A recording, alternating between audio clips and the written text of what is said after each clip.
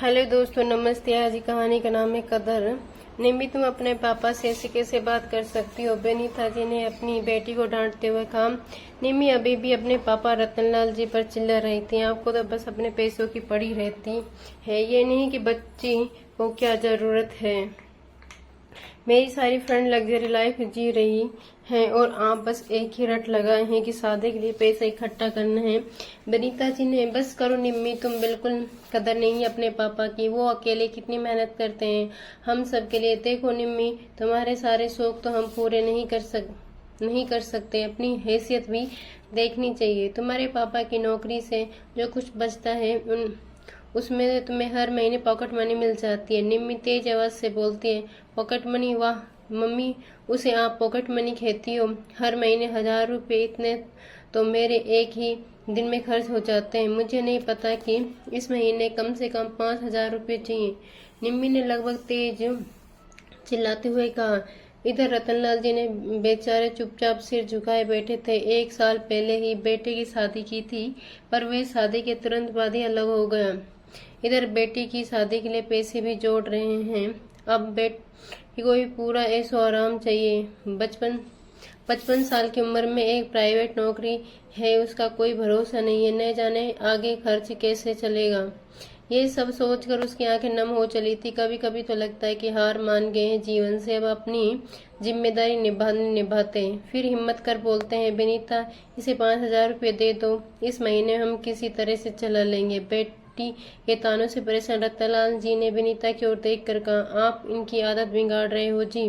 कभी हमने आपसे ऊपर 5000 रुपये खर्च नहीं किए। ये सुनकर निम्मी बोली, ओहो, इसका मतलब आपके पास पैसे हैं पर देना नहीं चाह रहे हो।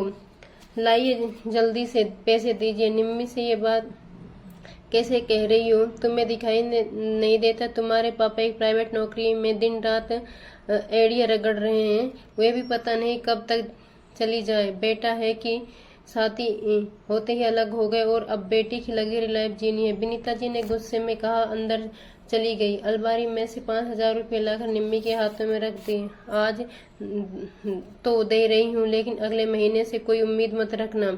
तुम्हारे ऐशो आराम के जिम्मेदारी नहीं है। 2 वक्त की रोटी और कपड़ा मिल सकता है, वही काफी है।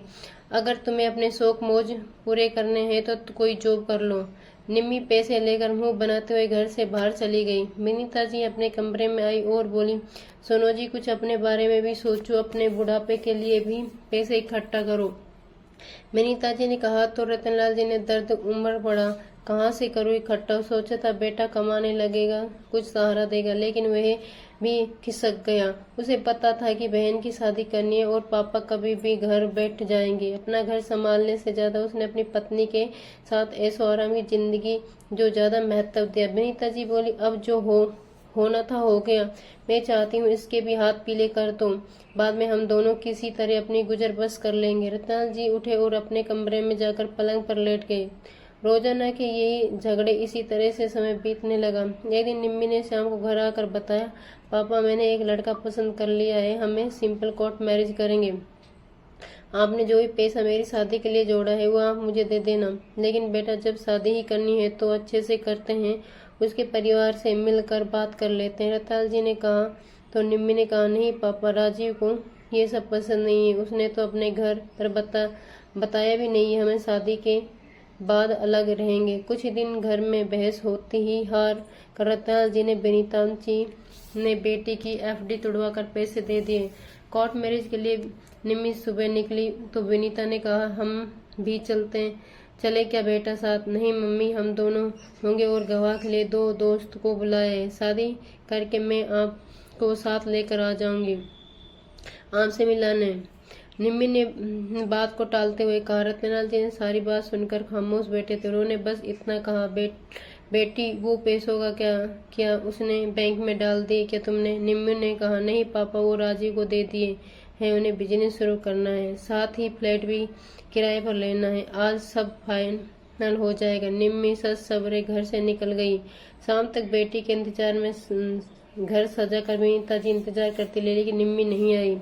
कई बार फोन भी किया निम्मी को, लेकिन उसने फोन भी नहीं उठाया। शाम को निम्मी का फोन आया, क्या हुआ मम्मी, कितनी मिस कॉल आई हैं आपको? आपकी विनीता जी ने कहा, वो बेटी यही बस जानना था कि तुम लोग कितनी देर में आ रहे हो। नहीं मम्मी, हम नहीं आ रहे, राजू ने मना कर दिया है। उसने कहा कि मैंने अपने घर वालों को छोड़ दिया तो तुम भी छोड़ दो। वैसे भी आपके पास अब बचे ही क्या है देने को। मेरे पैसे मैंने ले लिए, अब आप मुझे भूल जाओ। निम्मी का जवाब सुनकर विनीता जी का दिल थक कर बैठ गया। वो वहीं सोफे पर बैठ गई। रतनलाल जी ने देखा तो जल्दी से पानी लाकर उसे दे दिया। पानी पीकर उन्होंने कहा, क्या इसी दिन के लिए औलाद को पालते हैं? बच्चों की खुशियों में शामिल होने का हमें कोई हक नहीं है क्या? सारा रिश्ता बस पैसों का ही है? रतनलाल जी के प्रश्न पूछने उन्हें सारी बात बता दी। आज उन्हीं की बेटी की शादी थी, जिसके लिए रतनलाल जी ने पूरा जीवन एक एक पैसा जोड़ा था। आज बेटी की जवाब सुनकर दोनों गम में डूब गए। आज घर में चूल्हा भी ठंडा पड़ा था, कुछ खाने का मन नहीं था। दोनों ऐसे ही सो गए। सोना भी ही क्या, दोनों एक दूसरे से अपने आंसू छिपाए अंधेरे में रो रहे थे। एक सप्ताह ऐसे ही बीत गया। एक दिन उसका बेटा रोहित घर आया और बोला, आप लोगों ने निम्मी की शादी कर दी, मुझे बताया भी नहीं। इतना पराया कर दिया कि मैं अपनी बहन की शादी में नहीं देख सका। वाह बेटा, बड़ी जल्दी याद आ गई बहन की। वैसे भी हमें ही शादी में शामिल नहीं हुए तो तुम्हें क्या बता दें। विनीता जी ने सारी बात रोहित को बता दी। रोहित ने तुरंत निम्मी को फोन मिलाया। दूसरी ओर किसी के रोने की आवाज आई। भाई, मैं बहुत मुश्किल में हूँ। राजीव मुझे धोखा देकर सारे पैसे लेकर भाग गया। मम्मी पापा को बताने की हिम्मत नहीं थी। मुझे आकर ले जा, मेरे पास किराए के लिए भी पैसे नहीं हैं। हमें हनीमून के लिए शिमला आए थे, होटल वालों की पेमेंट करनी है। रोहित ने सारी बात अपनी मम्मी को बताई और पैसों का इंतजाम करने जाने लगा तो रतनलाल जी ने कहा, रुक बेटा, पैसे हैं मेरे पास, चल हम भी साथ में चलते हैं। पता है तेरे पास भी नहीं होंगे पैसे तो। रतनलाल जी और मीता जी को अब तक बेटी के व्यवहार से दुखी थे। बेटी पर मुसीबत का सुनकर उनका प्यार फिर से उमड़ पड़ा। सब कुछ भूलकर शिमला के लिए रवाना हो गई। बेटी से मिले निम्मी अपने माता पिता और भाई को देखकर रोने लगी और बोली, मुझे माफ कर दीजिए मम्मी पापा, मैंने आप लोगों की कदर नहीं की। मैं दुनिया की चकाचौंध और पैसों के लालच में भूल गई कि माता पिता के अलावा कोई हमारा भला नहीं सोचता। आज मुझे समझ आ गया है कि बाहर की दुनिया बहुत मतलबी है। ये सुन विनीता जी ने उसे गले से लगा लिया और बोला, बेटा कोई बात नहीं है, अब हम जिंदा है ना, सब ठीक हो जाएगा, तू चिंता मत कर और अब घर चल। अगर दोस्तों ये कहानी पसंद आई हो तो चैनल को लाइक कीजिए, शेयर कीजिए, सब्सक्राइब कीजिए।